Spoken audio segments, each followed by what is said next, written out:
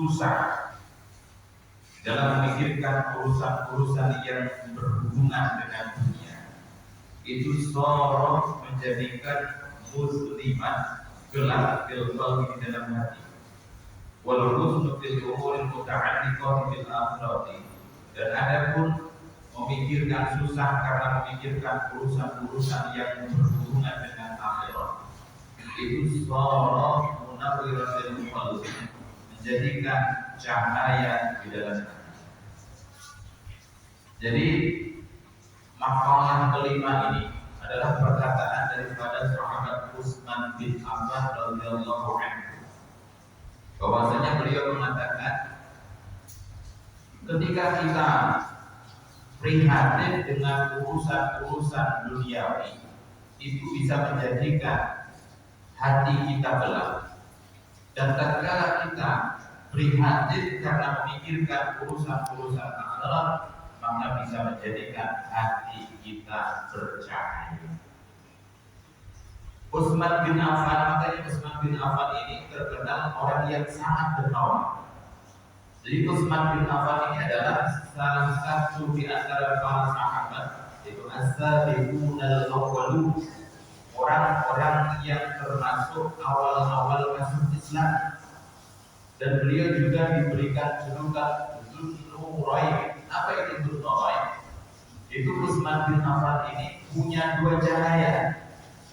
Karena sahabat Utsman bin Affan ini pertama itu menikah dengan putrinya Rasulullah SAW, yang kedua yang bernama Sayyidatuna Ruqayyah. Jadi putrinya Rasulullah ini ada empat: Zainab, Ruqayyah, Ummu Kulthum, dan juga Fatimah.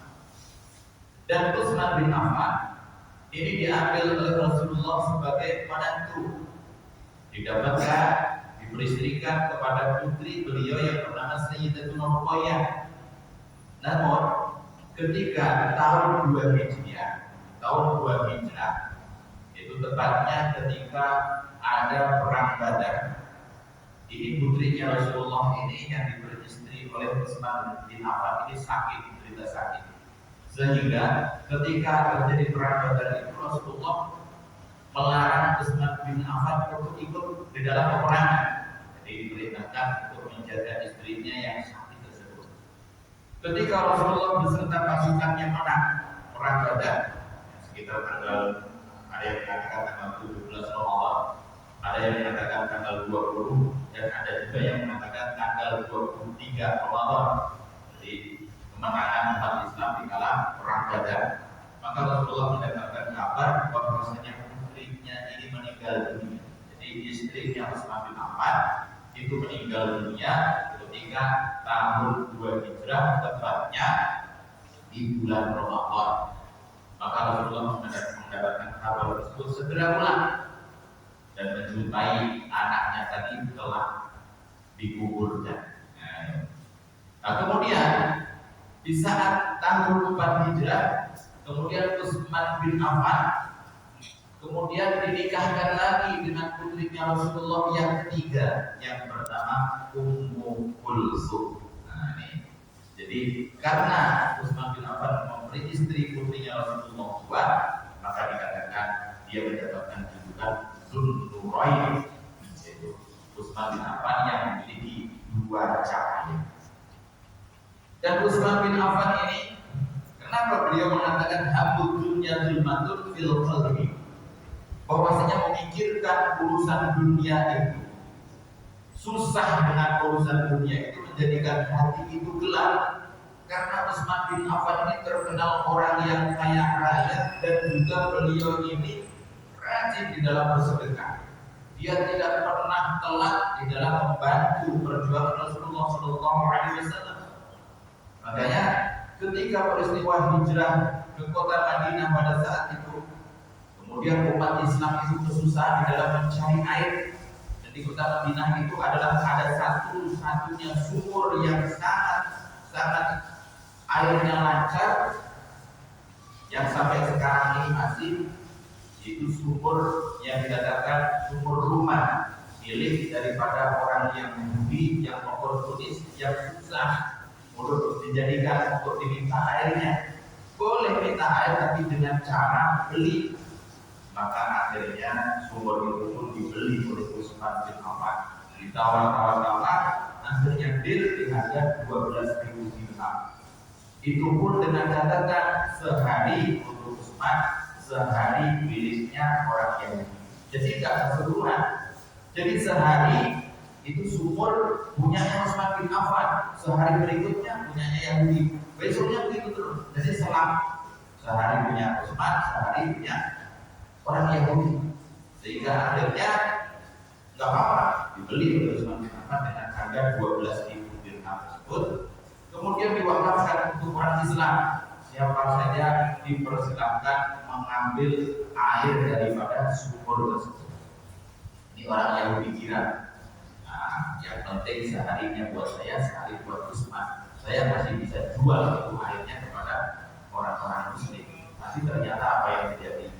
Begitu giliran yang Utsman bin Affan, semua umat Islam ngantri untuk ambil air itu, semua dipenuhi, ember dipenuhi, belum ibaratnya dalam bahasa Jawa. Pokoknya semua tabungan air dipenuhi demi supaya besok tidak beli lagi. Nah, itu. Maka begitu giliran orang Yahudi ini, maka umat Islam tidak ada satu pun yang beli. Kenapa? Karena kemarin semua sudah dipenuhi tabungan airnya. Maka akhirnya orang Yahudi ini merasa rugi kalau begini. Akhirnya ditawarkan lagi kepada Utsman bin Affan. Oleh Utsman, ini aja deh, itu biar jadi milikmu secara permanen. Belilah yang sehari berikutnya itu untuk kami. Yang tadinya dijual mahal dengan harga 12.000 dirham, ini sisa berikutnya dijual dengan harga 8.000 dirham. Dibelilah oleh Utsman bin Affan. Jadi total keseluruhan 20.000 dirham itu sumur, kemudian diwakafkan kepada umat Islam pada saat itu. Hingga sampai sekarang itu wakafnya Utsman bin Affan itu masih ada. Ada bank atas nama Utsman bin Affan yang dari sumur itu sekarang sudah menjadi hotel dan segala macam. Yang semuanya dikembalikan kepada umat Islam. Dan di saat perang Tabuk ini perang yang terjadi di akhir hayat Rasulullah SAW.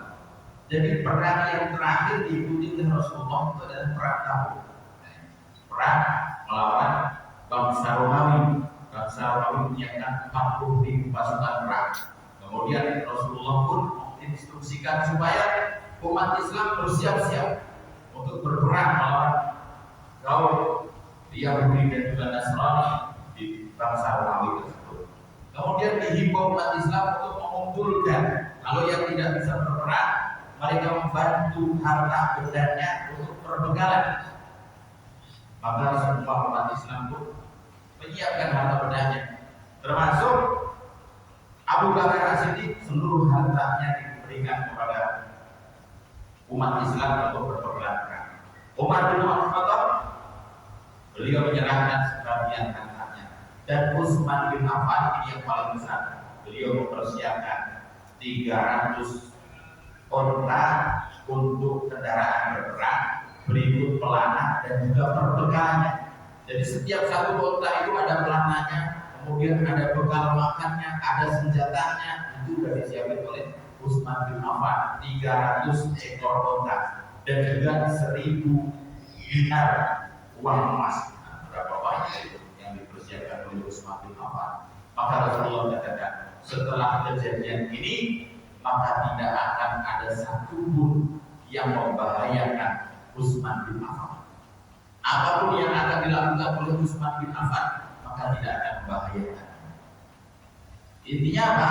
Utsman bin Affan telah mendapatkan jaminan surga walaupun beliau tidak ikut dalam perang Badar, karena semua pasukan dalam perang Badar itu dijamin oleh Allah surga. Nah, Utsman bin Affan tidak ikut dalam perang Badar karena diperintahkan Rasulullah untuk menjadi istrinya. Namun di saat perang Tabuk, Utsman bin Affan ini sedekahnya paling gede. Maka Rasulullah bersabda, tidak ada satu pun yang membahayakan Utsman bin Affan setelah itu. Nah, itu. Jadi yang dikatakan Utsman bin Affan itu enggak sembarangan dia mengatakan itu, karena Utsman bin Affan ini orang yang tidak pernah sedih memikirkan dunia. Gak pernah sedih memikirkan dunia. Jadi sahabat-sahabat Rasulullah itu ada yang kaya banyak, di antaranya Utsman bin Affan, kemudian ada lagi Abdurrahman bin Auf. Nah, yang beliau ini yang orang bercita-cita miskin tapi tidak bisa miskin. Ya. Dia bercita-cita miskin tapi tidak bisa miskin juga, itu Abdurrahman bin Auf. Kemudian ada lagi Abu Darda, orang-orang kaya pada saat itu yang tidak pernah sedih karena urusan dunia. Kenapa demikian? Karena dunia ini dikatakan oleh Rasulullah dalam hadis yang lain, dunia daruman la daruman, wa maluman la maluman, walaha yajma'uman la. Artinya dunia ini adalah rumahnya orang yang tak memiliki rumah, hartanya orang yang tak memiliki harta, dan juga orang-orang yang sibuk mengumpulkan dunia adalah orang-orang yang tak berharga. Kalau kita ambil secara literal, pasti yang benar marah, enak aja yang mengumpul dunia nggak punya akal. Ini ada dua versi artinya. Yang pertama, dunia adalah hartanya orang, rumahnya orang yang tak berumah, hartanya orang yang tak berharta. Maksudnya bagaimana? Jadi kita di dunia ini adalah gantian. Jadi kita cuma gantian aja. Kita hidup, besok kita mati, maka akan ada orang lagi yang akan hidup dan mati begitu pula. Rumah kita yang kita miliki itu tidak selamanya kita miliki. Ketika kita mati, maka akan ada orang yang mengganti menempati rumah kita. Harta yang kita miliki pagi ini kita pegang, nanti sore sudah jatuh ke tangan orang lain. Itu. Makanya ketika kita tahu bahwasanya dunia ini tidak kekal, dunia ini tidak kekal, dunia ini semua adalah fana. Makanya ketika kita lahir di dunia itu, setiap bayi yang lahir di dunia itu pasti lahir dalam keadaan lancar. Menandakan apa? Bahwasanya kita semua ini adalah milik Allah Subhanahu wa Ta'ala. Kita lahir tidak memiliki apa-apa dan kita tidak punya apa-apa. Semua milik Allah Subhanahu wa Ta'ala. Jadi bayi tidak ada bayi lahir kalau dia pakai sepak, tidak ada. Bayi lahir dia udah pakai utang, pakai jas, tidak ada. Jadi bayi lahir tidak pakai baju apa-apa, menandakan dia tidak memiliki apa-apa. Kemudian bayi lahir biasanya dia duduk, tangannya duduk gitu. Kenapa? Dia nggak memiliki apa-apa, tapi dia kepingin memiliki semua yang pengen diraih. Semua pengen diraih. Semua pengen diraih. Ketika orang sudah meninggal dunia, maka tangannya akan berubah. Kenapa? Dalam artian dia mati tidak membawa apa. Semua yang dikumpulkan seumur hidup itu semua ditinggalkan. Jadi kita saling bergilir, saling bergantian. Makanya pelajarannya adalah ketika kau hidup di dunia ini, silakan cari yang terbaik, tapi janganlah itu kau jadikan tujuan utama. Kalau kita jadikan hidup ini adalah tujuan utama kita, dunia tujuan utama kita, maka niscaya kita akan menjadi orang-orang yang merugi. Karena harta yang kita miliki akan kita tinggalkan. Rumah yang mewah yang kita miliki akan diwaris. Mobil yang mewah yang kilat yang kita miliki itu akan menjadi milik orang lain. Makanya kalau kita istri pun begitu, kalau istrinya yang cantik menawan rupawan, baru kita meninggal dunia pasti tidak ada orang yang berganti. Tenang ya. Nah, saya nggak usah sedih, ada saya.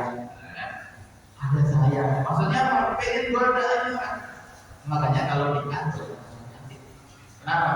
Nanti kalau rumah ditempatin oleh orang yang kita kumpulin capek-capek, tempatin orang lain. Mobil cakep-cakep dinaikin orang lain.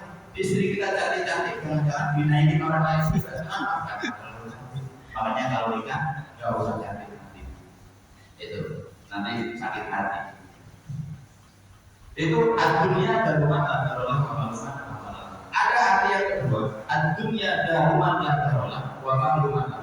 dunia ini adalah rumahnya orang yang tak memiliki rumah di akhirat.